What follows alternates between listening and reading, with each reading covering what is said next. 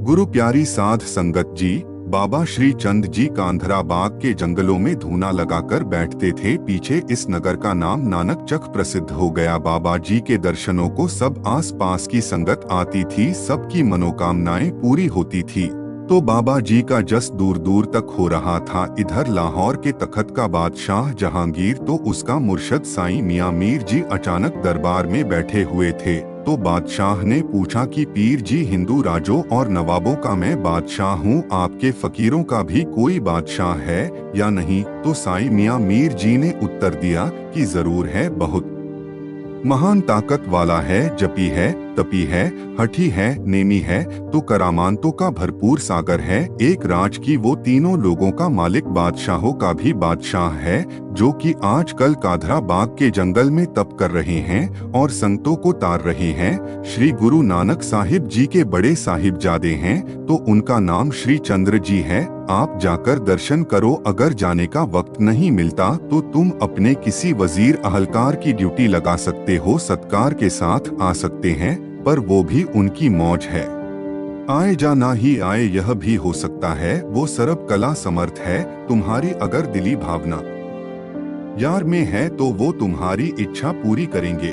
तो कुछ ही दिनों बाद जहांगीर ने एक राजपूत राजे को और अपने एक वजीर को तैयार कर लिया कि एक सुंदर हाथी श्रृंगार के उनकी सवारी के लिए ले जाओ, तो और 2-4 अहलकारों को भी साथ ले जाओ और बाबा श्री चंद जी को बड़े सत्कार के साथ लाहौर लेकर आओ। राजा और वजीर जहांगीर की आज्ञा लेकर 2-3 पड़ावों के साथ काधरा बाग आ पहुँचे। आगे बाबा जी आसन पर बैठे हैं। संगत बाबा जी से वचन विलास सुन सुनकर प्रसन्न हो रही थी। तो बाबा जी भी समझ गए थे कि यह बंदे बादशाह के होंगे। सभी ने चरणों पर माथा टेका, आशीर्वाद भी लिया। तो बाबा जी जान तो गए ही थे, पर फिर भी पूछा कि आओ भाई, तुम बताओ किस तरह आए हो? तो राजपूत राजे और वजीर ने हाथ जोड़कर विनती की कि हजूर, आप जी को जहांगीर बादशाह ने दर्शनों के लिए लाहौर याद किया है। आप चलकर दीदार देकर उस ऊपर मेहरों की नजर पाओ जी। यह हाथी आप जी की सवारी के लिए हाजिर है जी। तो बाबा जी मेहरों में आए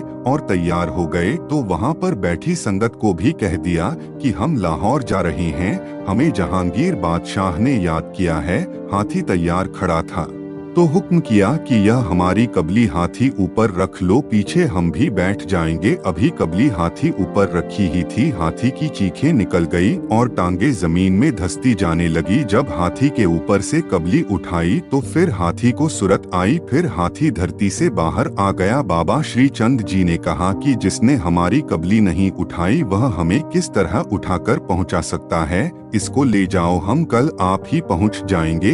यह कोतक देखकर राजा और वजीर और अहलकार हैरान हो गए। यह कहा कि यह बाबा जी का चमत्कार हुआ है। तो आज्ञा पाकर सभी लाहौर को परत गए। दूसरे दिन बाबा श्री चंद जी ने भाई कमलिया जी को कहा कि हमने लाहौर पहुंचना है। भाई कमलिया जी उसी समय तैयार खड़े थे, आज्ञाकार थे। बाबा जी कमलिया जी के कंधे पर बैठ गए। वहां से आलोप हुए तो लाहौर पहुंच गए। उधर बादशाह जहांगीर को खबर मिल गई कि बाबा जी आ गए हैं, तो बहुत सारे अहलकारों को साथ लेकर बाबा जी के स्वागत के लिए पंगलवांडी पहुंचे।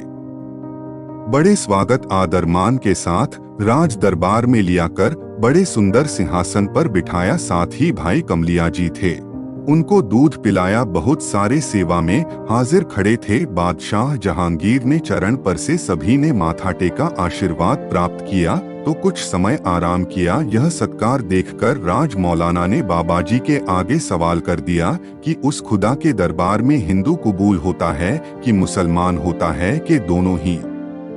तो बाबा जी ने उत्तर दिया कि खुदा ना तो हिंदू है, ना ही वो मुसलमान है और ना ही वो यहूदी है। खुदा का कोई मजहब नहीं है, उसकी ना जात है, उसकी मजहब के साथ कोई साज भी नहीं है। उसने सभी को बराबर बनाया है, पर जो शुभ अमल करता है उसकी रजा में प्रसन्न रहता है, अपने हक पर साकर रहता है, बस वही उसके दरबार में कबूल होता है। यह बातें हो ही रही थी तो राजमहलों में ये भाना व्रत गया कि बादशाह का पुत्र अभी 7-8 वर्ष का ही था। अचानक खेलते खेलते वह महलों से नीचे गिरकर बेहोश हो गया। वैद्य बुलाए गए और बहुत उपाव किए गए, पर अंत बच्चा मर ही गया। जब दरबार में बच्चे की खबर पहुंची, रोना कर लोना हो रहा था। बच्चे की मां बेगम ने अपने मरे बच्चे को गोद अंदर ही पाया हुआ था और रो रही थी। अब उधर बच्चे का पिता जहांगीर भी आ गया। बच्चे की तरफ देखकर घबरा गया। अभी एक यह ही पुत्र था। बड़ी रानी नूरजहां ने कहा कि यह तुम्हारे किए पापों का ही फल मिला है। जो तो खुदा के फकीर साईं लोगों को भी तंग करता रहता है, उस खुदा का भी कोई डर नहीं रखता। तो झट ही जहांगीर को बाबाजी का ख्याल आ गया, तो जल्द ही बच्चे की लाश उठाकर बाबाजी के चरणों में लिया कर रख दी। हाथ जोड़कर अर्ज की कि मेरे खुदा मेरे पर मेहर करो। ये क्या भाना व्रत गया है, आप मेहरों के सागर कृपालु हो, कृपा करो इस बच्चे को जीवन दान बख्शो। तो बादशाह का करलोना सुनकर बाबा श्री चंद जी मेहरों के घर में आ गए। अपने कर मंडल में से बच्चे की लाश ऊपर जल का शीटा मारा और कहा, उठ बच्चा, इतना सोते नहीं। बच्चा उस समय ही उठकर बैठ गया। फिर बाबाजी के नाम पर नारे बज गए कि धन मेरे खुदा, आप जी ने मेरे बच्चे को जीवन दान बख्शया है, धन हो धन हो धन हो। तो जब बादशाह ने इधर उधर जरा को नजर फेरी तो उसी वेले ही बाबाजी वहां से आलोप हो गए थे। बच्चे की मां बहुत खुशी में आ गई। सभी लोगों ने आकर मुबारकें दी। रात को मंदिरों से लेकर सभी शहर में दीपमाला की रोशनी जगमगा उठी और साथ ही आतिशबाजी भी चली। ऐसे प्रतीत हो रहा है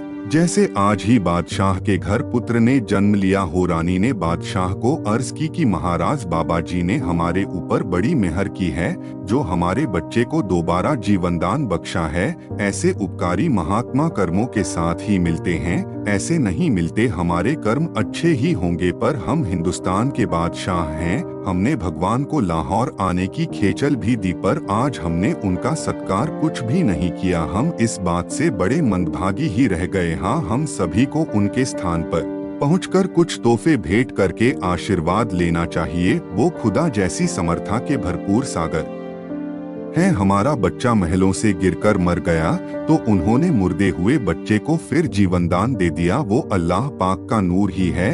यह सलाह करके राजा और रानी ने अच्छे तोहफे हीरे लाल मोती जवाहरों के थाल भर लिए तो और अहंकर 2-4 साथ लेकर बाबाजी के दर्शनों को चले गए। काधरा भाग के जंगलों में से बाबाजी के धूने पर आ पहुँचे। बड़े सत्कार के साथ सजदे किए, भेंटा भेंट की और बाबाजी के चरणों में बैठ गए। बाबाजी ने कहा कि हम जंगलों के वासी हैं, हमें इन शाही नजरानिया की कोई जरूरत नहीं है, यह तुम वापस ले जाओ। तो बादशाह ने कहा कि मैं आप जी के रहने के लिए सुंदर मकान बनवा देता हूँ। पर बाबाजी ने कहा कि हम एक जगह पर नहीं टिकते, चलते फिरते हैं, किसी बंधन में नहीं है। चक्रवर्ती के तरह सब धरती की यात्रा करते हैं, हमें किसी मकान की जरूरत नहीं है। तो बादशाह ने सोचा कि यह तो बिल्कुल ही त्यागी साधु है, जो किसी भी वस्तु की चाह नहीं करते। अब मैं क्या करूं? नजदीक बाबाजी के गाय घास चुग रही थी। बाबा धर्मचंद जी भी थे। तो जहांगीर बादशाह ने गाय की चुराद के लिए 700 विघ्य जमीन का पट्टा बाबा धर्मचंद जी के नाम पर लिखवा दिया। बाबाजी ने वो भी स्वीकार नहीं किया, पर बादशाह में विनती की कि मेरे खुदारूप भगवान ज्यो मेरी कोई तो दिली ख्वाहिश पूरी होने दो। तो बादशाह की विनती सुनकर और गुरु प्रेमियों के कहने पर कि महाराज आपको जरूरत तो नहीं, पर शाह होरी यह जमीन बाबा धर्मचंद जी को दे रहे हैं, आप जरूर स्वीकार करो तो यह शाह जी का भी मान रह सके। आने वाली बात बाबाजी ने महसूस की और बादशाह निराश नहीं होने दिया और गाय के लिए जो जमीन 700 विघ्य दी थी उसकी मंजूरी दे दी। फिर बादशाह और रानी बड़े खुश प्रसन्न हुए तो दरबारियों समेत बड़े सत्कार के साथ सजदे करके वापस लाहौर चले गए। प्यारी साध संगत जी, ये बात कहने से संकोच नहीं किया जा सकता कि श्री गुरु नानक देव जी के बड़े पुत्र होने के कारण आप जी भी शक्तियों के भंडार थे, बल्कि गूंगे बोले को सुनन और बोलने का वर देना, मुर्दों को जिंदा करना, राजे रानियों के अहंकार तोड़ने, विचित्र कोतक बताने, बेऔलाद को औलाद की बख्शिश करनी, आस करके आए हर व्यक्ति की आस पूरी करनी आदि बेअंत करामाते बाबाजी में थी।